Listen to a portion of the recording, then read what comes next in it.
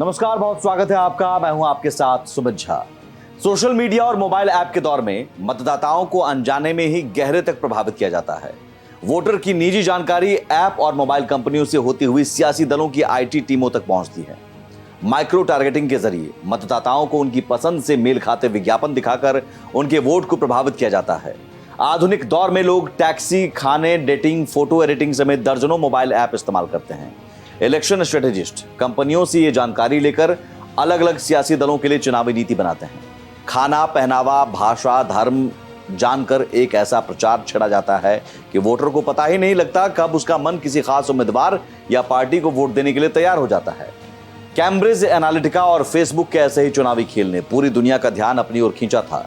Donald Trump को America का राष्ट्रपति बनाने के लिए चलाए गए गुप्त प्रचार का जब भंडाफोड़ हुआ तो $725 मिलियन के समझौते की बात सामने आई। समझौता कर बात को खत्म कर दिया गया।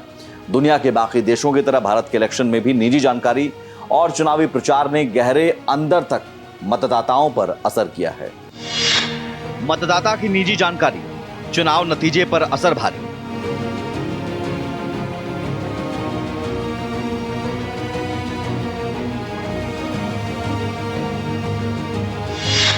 हाथ में मोबाइल फोन, पार्टियों तक पहुंचती जानकारी सारी।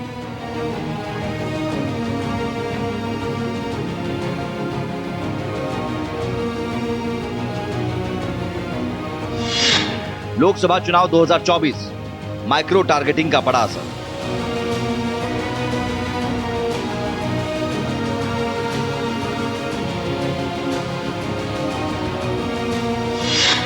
टैक्सी, खाना, डेटिंग, एडिटिंग, मोबाइल ऐप में इंफॉर्मेशन सारी।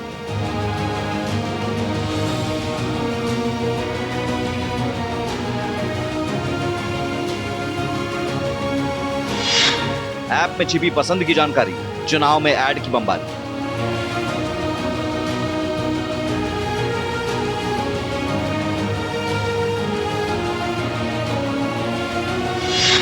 चुनाव रणनीतिकार का कमाल, ऐड से पलट देते हारी बाजी।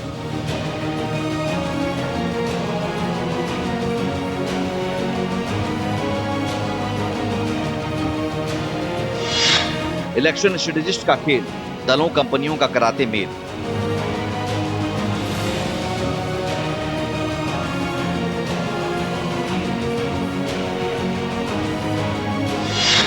खाना, पहनावा, भाषा, धर्म, गुप्त प्रचार से मतदान पर असर।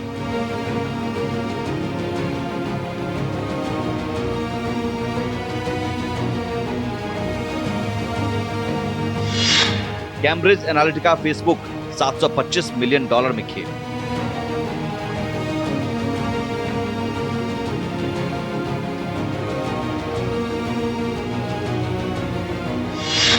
डोनाल्ड ट्रंप के लिए प्रचार, मतदाताओं ने उतारा बवाल।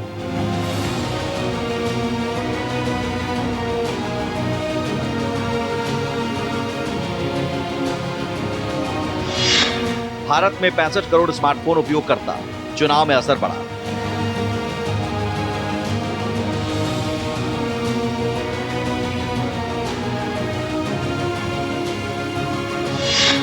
आधार, पैन, वोटर कार्ड, पासपोर्ट दस्तावेजों में छिपी अहम जानकारी। भारत में 65 करोड़ स्मार्टफोन उपयोगकर्ता है। इसका मतलब है कि इनके अंदर अरबों मोबाइल ऐप काम करते हैं। हर ऐप में उपयोगकर्ता या फिर चुनावी सीजन में कहें तो मतदाता की बेहद अहम जानकारी दर्ज होती है। और ये बात अब किसी से छिपी नहीं है कि तमाम जानकारी राजनीतिक दलों के पास बड़ी आसानी से पहुंच जाती है। वोटर की पहचान और पसंद जानकर राजनीतिक दलों के लिए काम करने वाले चुनावी रणनीतिकार अपने काम में जुट जाते हैं। एक प्रचार अभियान, रैली, रोड शो के तौर पर सामने से दिखाई देता है, लेकिन जो कैंपेनिंग नागरिकों के डेटा को हासिल कर चलाई जाती है उसका असर मतदाता के मन पर कहीं गहरे तक होता है। बड़ी बात यह है कि वोटर को पता तक नहीं चलता कि वो किसी खास उम्मीदवार को क्यों पसंद या नापसंद करने लगा है। भारत की बड़ी आबादी के पास स्मार्टफोन में कई तरह के ऐप होते हैं। टैक्सी बुक करने के लिए, खाने के लिए या डेटिंग के लिए अलग अलग ऐप मौजूद हैं। दुनिया भर के अरबों लोगों के पास ऐसे ऐप होते हैं जिससे कोई नुकसान नहीं होता है और ये रोजमर्रा की जरूरतों को पूरा करते हैं। लेकिन भारत में ये ऐप संभावित रूप से आपकी हर एक बात राजनेताओं को बता देते हैं। आप ऐसा चाहें या नहीं चाहें, राजनेता जो भी जानना चाहते हैं आपके बारे में जान लेते हैं। इलेक्शन स्ट्रेटेजिस्ट चुनाव में सैकड़ों सांसदों को फिर से चुनाव जिताने के लिए काम करते नजर आए। चुनावी रणनीतिकारों के मुताबिक किसी व्यक्ति का धर्म, मातृभाषा और वो सोशल मीडिया पर कैसे अपने दोस्तों को मैसेज भेजते हैं, ये सब बातें किसी नेता के लिए वो डेटा है जिन्हें वो जानना चाहते हैं। जिस तरह से भारत में स्मार्टफोन की लोकप्रियता बढ़ी है और निजी कंपनियों को डेटा बेचने की अनुमति से जुड़े नियमों में ढील मिली है, इससे ज्यादातर राजनीतिक दलों ने हर काम के लिए डेटा जुटा लिया। यहाँ तक कि आज आप क्या खा रहे हैं, इसका ब्यौरा भी उनके पास मिल जाएगा। आखिर राजनीतिक दलों को ये सब क्यों चाहिए? चुनाव रणनीतिकारों के मुताबिक आसान शब्दों में कहें तो इन जानकारियों से वोट का पूर्वानुमान लगाया जा सकता है। इलेक्शन स्ट्रेटेजिस्ट का दावा है कि ये अनुमान आमतौर पर कभी गलत साबित नहीं होते हैं, लेकिन बड़ा सवाल यह है कि आपको इस बात की चिंता क्यों करनी चाहिए। तो बता दें, माइक्रो टारगेटिंग में निजी डेटा का इस्तेमाल विज्ञापन दिखाने और जानकारी देने के लिए किया जाता है। माइक्रो टारगेटिंग चुनाव के मद्देनजर कोई नई बात नहीं है, लेकिन पूर्व अमेरिकी राष्ट्रपति डोनाल्ड ट्रंप की साल 2016 में हुई जीत के बाद माइक्रो टारगेटिंग सुर्खियों में आया। उस वक्त पॉलिटिकल कंसल्टेंसी कैम्ब्रिज एनालिटिका पर ऐसे आरोप लगे थे कि उसने फेसबुक की बेचे हुए डेटा का इस्तेमाल लोगों की प्रोफाइल तैयार करने और उन्हें ट्रंप के समर्थन वाले कंटेंट भेजने के लिए किया था। हालांकि फर्म ने इन आरोपों को खारिज कर दिया था, लेकिन कैम्ब्रिज एनालिटिका ने अपने सीईओ अलेक्जेंडर निक्स को निलंबित कर दिया था।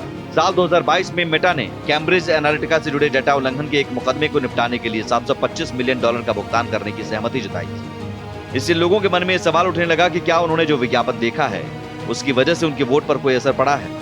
दुनिया भर के देश लोकतंत्र पर पड़ने वाले इसके असर को लेकर इतने परेशान थे कि उन्होंने तुरंत कार्रवाई शुरू कर दी। भारत में कैम्ब्रिज एनालिटिका से जुड़ी एक कंपनी का दावा है कि भारतीय जनता पार्टी और विपक्षी कांग्रेस दोनों ही पार्टियां उनके क्लाइंट हैं। हालांकि दोनों ने ही इस बात से इनकार किया था।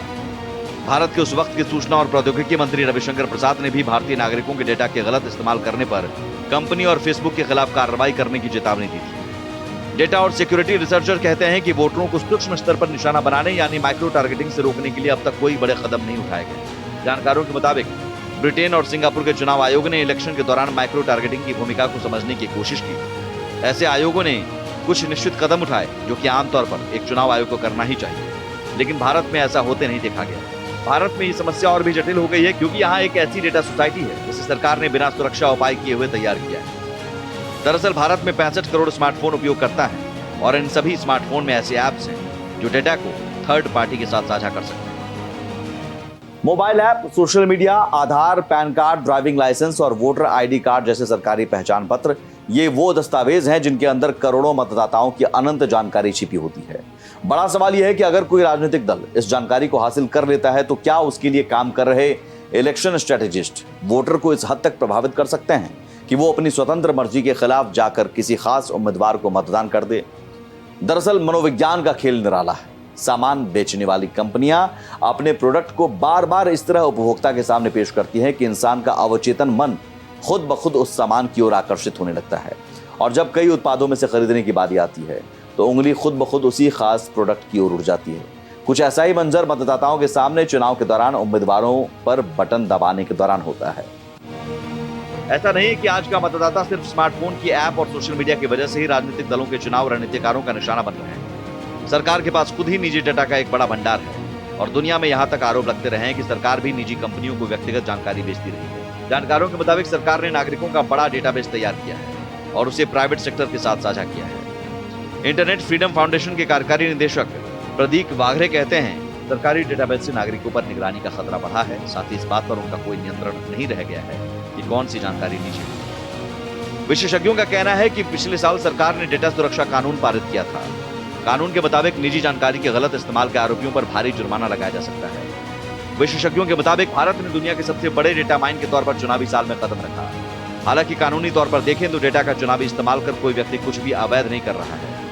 दरअसल चुनाव रणनीतिकार मोबाइल ऐप से ऐसा आंकड़ा नहीं ले रहे हैं कि कितने यूजर ऐप का इस्तेमाल कर रहे हैं या उन्हें यूजर्स का कॉन्टैक्ट नंबर दे दिया जाए, बल्कि उनके सवाल होते हैं कि किसी खास इलाके के लिए शाकाहारी खाना खाते हैं या मांसाहारी, और ऐप ये डेटा दे देता है क्योंकि यूजर ने पहले ही इसके लिए अनुमति दे दी है। चुनाव में नेताओं और पार्टियों के लिए काम करने वाली मीडिया कंपनियां कई निर्वाचन क्षेत्रों में मतदाताओं का व्यवहार समझने के लिए इस तरह के डेटा का उपयोग कर रही हैं। उदाहरण के लिए अगर आपके मोबाइल में 10 अलग अलग भारतीय ऐप हैं, आपने अपने कॉन्टैक्ट, गैलरी, माइक, स्पीकर और लोकेशन तक को ऐप की पहुंच दे रखी है, तो ये वही डेटा है जिसे पार्टी कार्यकर्ताओं के जरिए इकट्ठा किए गए डेटा के साथ इस्तेमाल किया जाता है, जो ये तय करने में मदद करता है कि उम्मीदवार कौन होना चाहिए, उम्मीदवार की पत्नी को पूजा या आरती के लिए कहाँ जाना चाहिए, उन्हें किस तरह का भाषण देना चाहिए, यहाँ तक कि उन्हें क्या पहनना चाहिए। लेकिन बड़ा सवाल यह है कि क्या उपभोक्ता यानी मतदाता की जानकारी का इस्तेमाल कर उन्हें किसी खास उम्मीदवार या पार्टी को वोट कराने के लिए प्रभावित किया जा सकता है?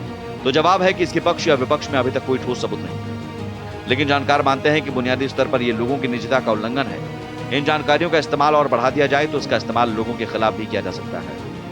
विशेषज्ञों के मुताबिक इस बात में कोई स्पष्ट अंतर नहीं होता है कि किसी सरकारी योजना के लाभार्थियों के डेटा को कैसे इस्तेमाल किया जा रहा है और कैसे उनके डेटा का इस्तेमाल राज्य या राष्ट्रीय स्तर पर कैंपेन मैसेज के जरिए माइक्रो टारगेट करने के लिए किया जाता है। दरअसल कानून सरकारों और सरकारी निकायों को अपने विवेक के आधार पर व्यापक धाराओं से छूट देता है। इनके पास निजी जानकारियों को थर्ड पार्टी के साथ इस्तेमाल और साझा करने की भी शक्ति है। जानकार भविष्य की चिंता जताते हुए कहते हैं कि फ्यूचर में आने वाली सरकारें इसे एक कदम और आगे ले जा सकती हैं। सरकारें इसी डेटा का इस्तेमाल को चेक करने के लिए इस्तेमाल कर सकती हैं कि कौन चुनाव में हमारा समर्थन कर रहा है और फिर केवल उन्हीं लोगों को योजना का लाभ दिए जाने की आशंका बन जाएगी। डेटा का इस तरह का इस्तेमाल भारत में मिस इन्फॉर्मेशन की समस्या को और बढ़ाता है। दरअसल जब आप आर्टिफिशियल इंटेलिजेंस, टारगेटेड एडवर्टाइजमेंट और मतदाताओं की माइक्रो टारगेटिंग की बात करते हैं तो ये सब कंप्यूटेशनल प्रोपेगेंडा के तहत आता है। इस तरह के सवाल 2016 में ट्रंप के चुनाव के वक्त भी उठाए गए थे, जहां उस चुनाव पर विदेशी प्रभाव माना जाता है। चुनाव प्रचार में डेटा और टेक्नोलॉजी को उसी तरह रेगुलेट करना चाहिए जैसा कि अभी पैसे के इस्तेमाल और विज्ञापन पर खर्च को रेगुलेट किया जाता है, ताकि चुनाव को निष्पक्ष रखा जा सके। अगर एक या कुछ सियासी दलों या समूहों के पास ऐसी टेक्नोलॉजी तक पहुंच हो तो चुनाव निष्पक्ष नहीं लगेंगे। डिजिटल वर्ल्ड में आपका डेटा आपकी सबसे बड़ी जमा पूंजी है। क्या हो अगर आपकी ये जमा पूंजी किसी और के हाथ लग जाए? 6 साल पहले सुप्रीम कोर्ट ने राइट टू प्राइवेसी को मूलभूत अधिकार बताया था और पिछले साल भारत ने इस संबंध में एक कानून बनाया। डिजिटल पर्सनल डेटा प्रोटेक्शन यानी डीपीडीपी कानून का उद्देश्य भारतीय नागरिकों की गोपनीयता की रक्षा करना है और व्यक्तियों के डिजिटल डाटा का दुरुपयोग करने या उसकी सुरक्षा करने में विफल रहने पर संस्थाओं पर 250 करोड़ रुपए तक का जुर्माना लगाने का प्रस्ताव है।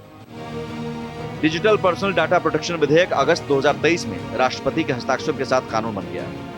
डिजिटल पर्सनल डेटा प्रोटेक्शन यानी डीपीडीपी कानून का उद्देश्य भारतीय नागरिकों की गोपनीयता की रक्षा करना है और व्यक्तियों के डिजिटल डाटा का दुरुपयोग करने या उसकी सुरक्षा करने में विफल रहने पर संस्थाओं पर 250 करोड़ रुपए तक का जुर्माना लगाने का प्रस्ताव है। कानून के तहत टेक कंपनियों को यूजर्स के डाटा की सुरक्षा के लिए कड़े इंतजाम करने होंगे और किसी भी तरह के डाटा लीक होने पर इसकी जानकारी सबसे पहले डाटा प्रोटेक्शन बोर्ड यानी डीपीबी और यूजर्स को देनी होगी। अब आपको बताते हैं इस कानून के तहत एक नागरिक को क्या अधिकार दिए गए हैं। यूजर डेटा का इस्तेमाल करने वाले सोशल मीडिया फर्म्स को व्यक्तिगत डेटा की सुरक्षा करनी होगी, भले ही वो थर्ड पार्टी डाटा प्रोसेसर का इस्तेमाल कर डाटा एक्सेस कर रहा हो। डाटा उल्लंघन या डाटा चोरी के मामले में कंपनियों को डेटा प्रोटेक्शन बोर्ड, डीपीबी और यूजर्स को सूचित करना होगा। बच्चों के डेटा और अभिभावकों के साथ शारीरिक रूप से अक्षम व्यक्तियों के डाटा को अभिभावकों की इजाजत के बाद ही एक्सेस किया जाएगा। फर्म्स को एक डाटा सुरक्षा अधिकारी नियुक्त करना होगा और यूजर्स को इसकी जानकारी देनी होगी। केंद्र सरकार को भारत के बाहर किसी भी देश या क्षेत्र में व्यक्तिगत डाटा के ट्रांसफर को रोकने और प्रतिबंधित करने की शक्ति होगी। डीपीबी के फैसलों के खिलाफ अपील की सुनवाई दूरसंचार विवाद निपटान और अपीलीय न्यायाधिकरण द्वारा की जाएगी। डीपीबी फर्म्स को समन कर सकता है, उनकी जांच कर सकता है और कंपनियों की किताबों और दस्तावेजों का निरीक्षण कर सकता है। डीपीबी उल्लंघन की प्रकृति और गंभीरता, प्रभावित व्यक्तिगत डाटा के प्रकार पर विचार करने के बाद फर्म्स पर जुर्माना लगा सकता है। यदि विधेयक प्रावधानों का 2 बार से अधिक उल्लंघन किया जाता है तो डीपीबी सरकार को किसी मध्यस्थ तक पहुंच को ब्लॉक करने की सलाह दे सकता है। फर्म्स पर डेटा उल्लंघन, व्यक्तिगत डेटा की सुरक्षा करने में विफलता या डीपीबी और यूजर्स को उल्लंघन के बारे में सूचित नहीं करने पर 250 करोड़ रुपए तक का जुर्माना लग सकता है। आधुनिक दौर में हर इंसान की जिंदगी मोबाइल फोन, उनमें मौजूद ऐप और सोशल मीडिया के चारों तरफ बनी हुई है। वहीं आधार, पैन कार्ड समेत सरकारी दस्तावेजों के बगैर सामान्य जीवन मुमकिन नहीं है। लेकिन जानकार इन्हीं अहम केंद्रों से मतदाताओं की निजी जानकारी कैंपेन आयोजित करने वाली कंपनियों तक पहुंचने की आशंका जता रहे हैं।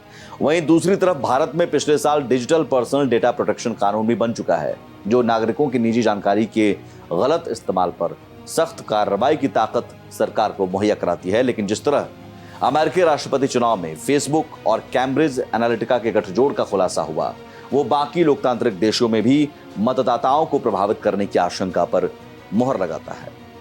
इसी के साथ फिलहाल इस खास पेशकश में इतना ही। भारत एक्सप्रेस पर देश और दुनिया की तमाम खबरें जारी हैं। नमस्कार।